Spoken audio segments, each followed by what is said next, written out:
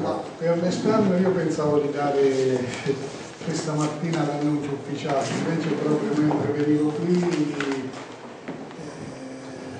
sembra che si sia un pochino complicata perché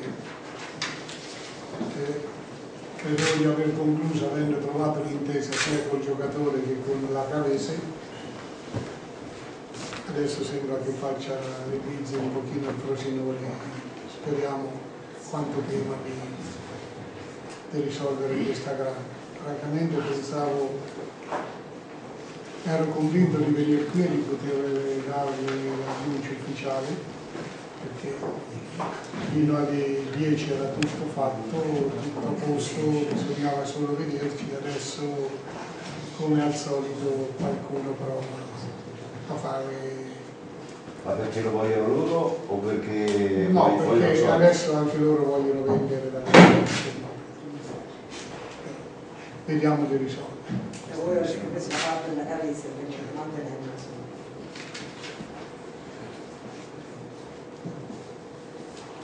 Diceva che forse in settimana c'è anche qualche uscita.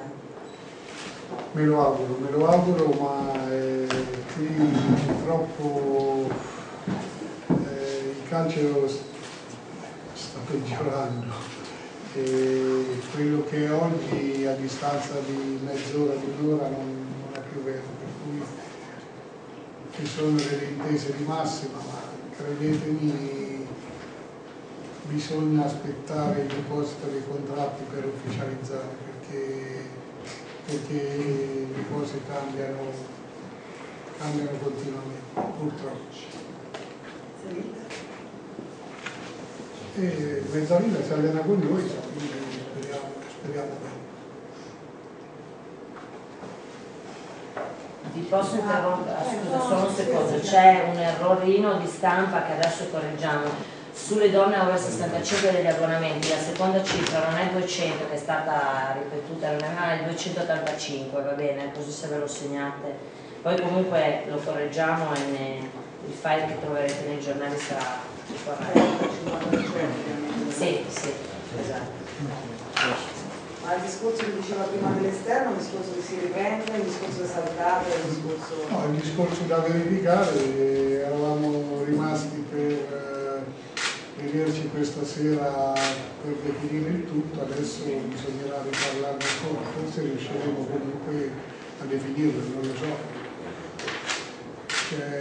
Era una situazione chiusa che sembra che si stia complicando, vediamo un attimo da risolvere. Ero al telefono anche, avete visto prima, vediamo un po'.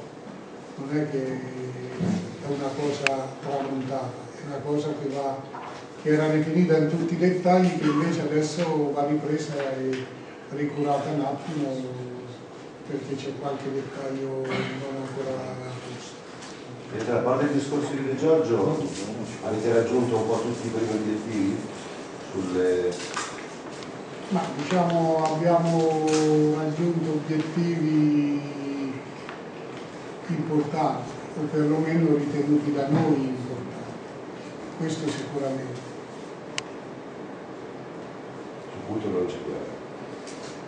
Io direi Cutolo, Benassi ha vinto il campionato l'anno scorso di Serie C, Minieri ha giocato, a parte un anno a Florenza in cui era una C2 un po' particolare, ma ha giocato in A in B.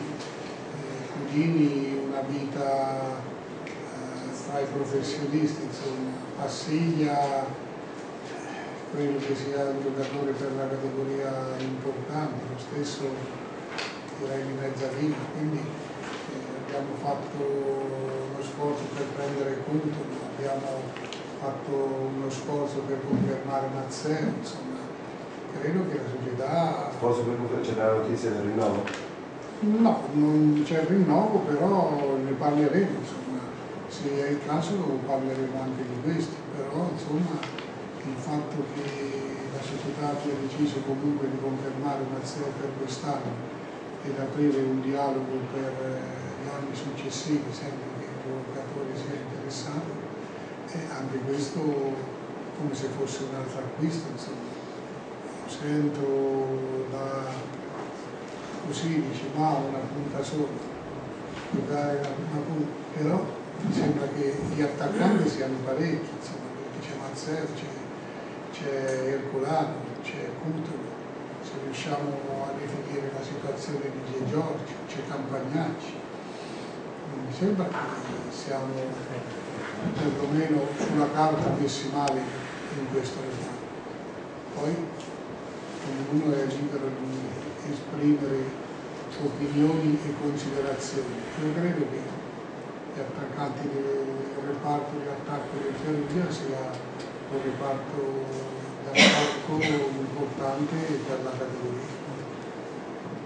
Manca forse un'eventuale squalifica o facciamo le cose, disponibilità di Ercolano, un giocatore fisicamente. Tanto bisognerà valutare Ferrari, che è un ragazzo che ha più o meno le stesse caratteristiche di Ercolano, un ragazzo giovane, chiaramente dovrà maturare. Io penso che anche questo sia un altro giocatore importante, cui mi ero dimenticato di nominare prima, ma che fa parte dei 6 attaccanti che il Perugia ha. Quindi mi sembra che lo sforzo fatto dalla società sia importante. Se dovesse complicare, torno indietro all'esterno, ci sono alternative da Fonte? Non l'avevamo abbandonato perché era una trattativa che a un certo punto sembrava chiusa per De Giorgio, in quanto sembrava destinata alla Ternana, poi improvvisamente si è riaperta, quindi l'alternativa è immaginata. Però dobbiamo concludere se ci riesce con De Giorgio.